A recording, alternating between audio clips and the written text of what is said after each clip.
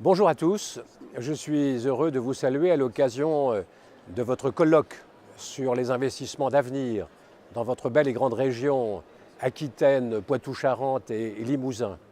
Croyez bien que j'aurais été heureux d'être avec vous et peut-être de répondre à vos questions sur le Fonds européen d'investissement d'avenir. L'investissement est un vrai défi au plan européen. Le président Juncker, lorsqu'il est arrivé à la tête de la Commission pendant l'été 2014, a d'emblée fait un diagnostic. Depuis plus de 10 ans, il y a un déficit majeur d'investissement sur l'ensemble du territoire de l'Union européenne. Comment relancer l'investissement ? Comment préparer l'avenir, accompagner la recherche, les infrastructures, les PME, bref, tout ce qui peut contribuer à la croissance, qui peut contribuer à la création d'emplois et à la lutte contre le chômage. Le budget de l'Union européenne est un budget très contraint. Il est encadré dans un tunnel de 7 ans. Chaque année, on en coupe une tranche. 80% des crédits repartent vers les États membres. Il y a une redistribution qui est préaffectée et les marges de manœuvre sont infimes. Et dans ces conditions, Jean-Claude Juncker a eu l'idée d'utiliser l'ingénierie financière et l'effet de levier. C'est l'objet de ce fonds européen d'investissement d'avenir.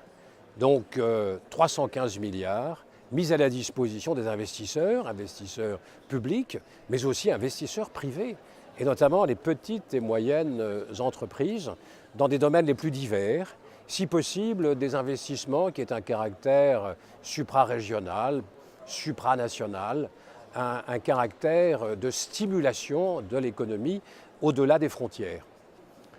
Maintenant, pour que l'investissement revienne, il ne suffit pas d'avoir un tel instrument. Un instrument qui permet de surmonter les réserves que peuvent avoir les marchés, les banquiers, ceux qui sont susceptibles de prêter, qui regardent de près la rentabilité d'un investissement. Il s'agit de permettre de franchir cette étape. Donc ce sont des projets qui ne recevraient pas les moyens habituels que le marché et les banquiers peuvent assurer. Maintenant, si l'on veut que l'investissement aboutisse, il faut que l'investisseur ait confiance. Il faut que les conditions de la rentabilité soient réunies. Or, certains États membres auraient intérêt à conduire avec courage un certain nombre de réformes structurelles pour améliorer la compétitivité des entreprises. Sans cette compétitivité, on n'investit pas. Très souvent, on s'interroge, on dit voilà, les entreprises ne se développent pas parce que les banquiers ne prêtent pas.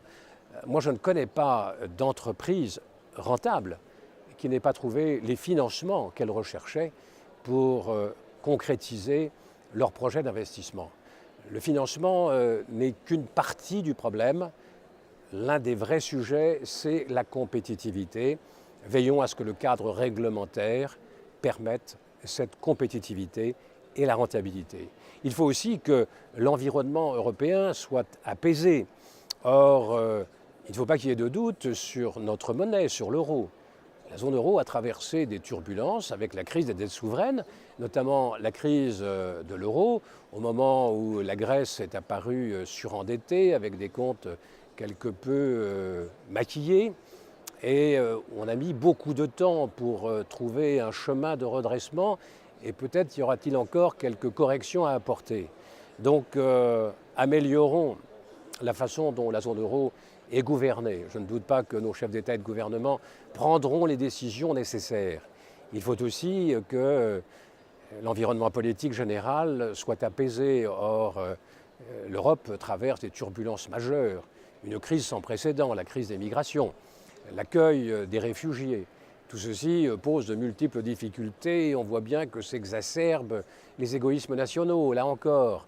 Donc, si l'on veut que l'investissement se développe en Europe, nos chefs d'État et de gouvernement ont intérêt à se rassembler, à faire preuve de solidarité les uns envers les autres et à sortir des atermoiements qui, jusqu'à maintenant, marquent les conseils des chefs d'État et de gouvernement.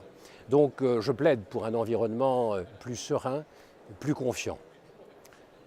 Ce fonds européen d'investissement d'avenir est à votre disposition. Vous avez des correspondants de proximité. La Caisse des dépôts et consignations est en relation étroite avec la Banque européenne d'investissement, laquelle Banque européenne d'investissement est en quelque sorte la Caisse des dépôts et consignations de l'Union européenne, l'équivalent de la Caisse des dépôts et consignations au plan national.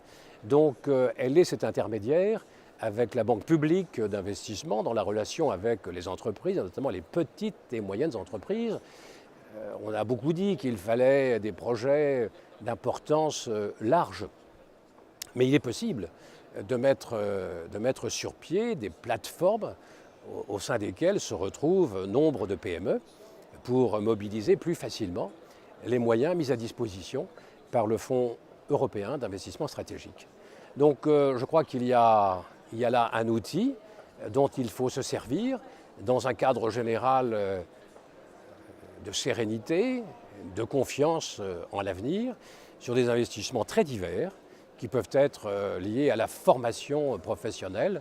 On permettra d'évoquer notamment l'apprentissage qui ne demande qu'à se développer, notamment en France, car j'ai pu voir dans d'autres pays tels que l'Allemagne, l'Autriche, les Pays-Bas, à quel point l'apprentissage permettait de répondre très directement à la nécessité de faciliter l'emploi des jeunes dès qu'ils sortent de leur formation.